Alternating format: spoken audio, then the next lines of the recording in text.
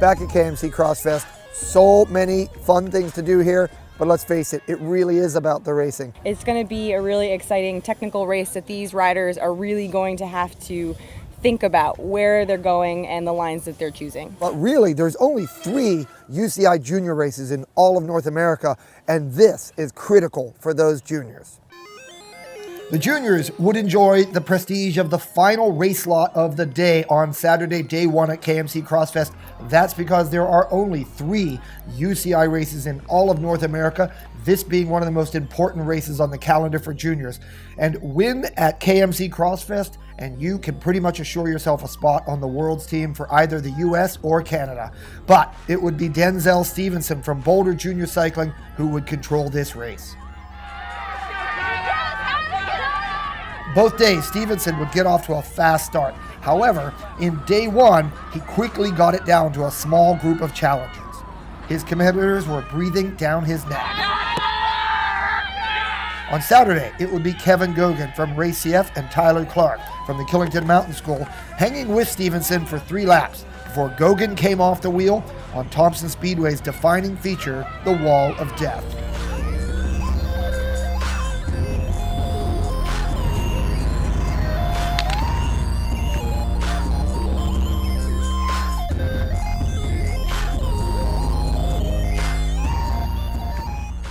Gunnar Holmgren, representing an entire family of Ontario cyclists who pride themselves on cyclocross, he's going to catch the group and the leader, but Stevenson would again open up a gap on the infield that nobody could match.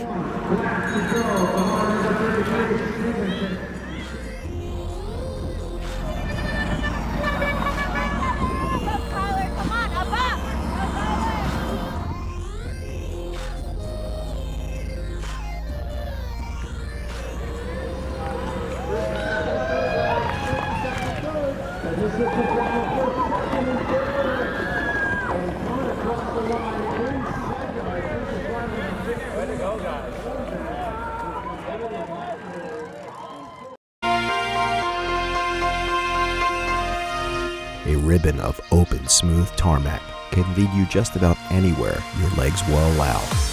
And today's riders know performance doesn't have to stop when the pavement ends.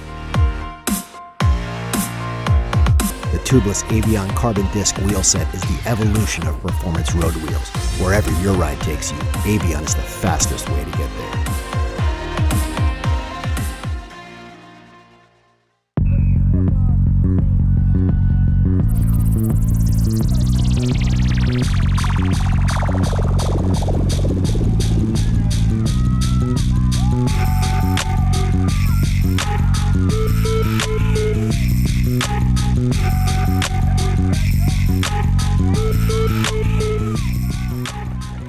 On Sunday, Stevenson would again jump into the lead. But on this day, with a course that had been rolled fast and blown dry, the group racing came into feature. This pack of wolves would be on his wheels the entire race, and they would not give it up easily.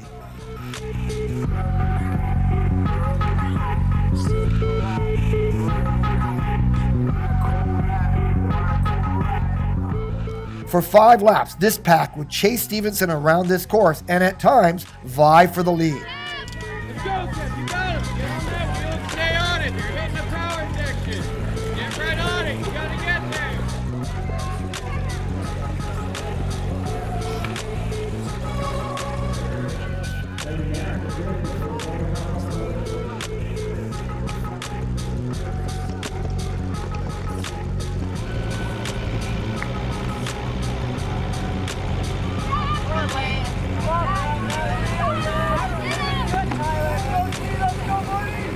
In the final lap, Stevenson, Tyler Clark, Gunnar Holmgren all would hit the top of the steps above the track and bear down into the infield. Come on, come on, come on! But it would be Stevenson on the raceway who would win an exciting sprint finish for his 2nd win at KMC CrossFest.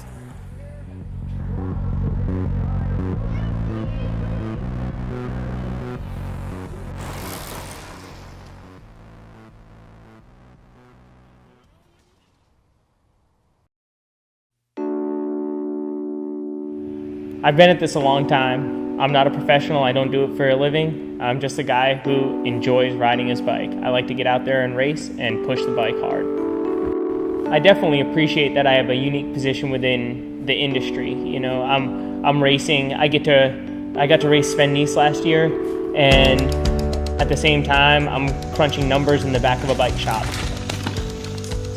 About 10 years ago, I was teaching high school, and I decided to take a year off and work on my master's degree. And during that time off, a friend of mine was managing a shop that closed down, and I asked him if he wanted to go into business with me, and we decided to open shop together. From day one, when we started the shop, we wanted to have a shop that wasn't a typical bike shop. So when we opened the shop in Haymarket, we decided that we were going to have a shop that was completely open to everyone. As a teacher, in order to be a good teacher, in order to do a good job, I needed to make a real connection with the students. And while making connections was important as a teacher, it's also important in the bike shop.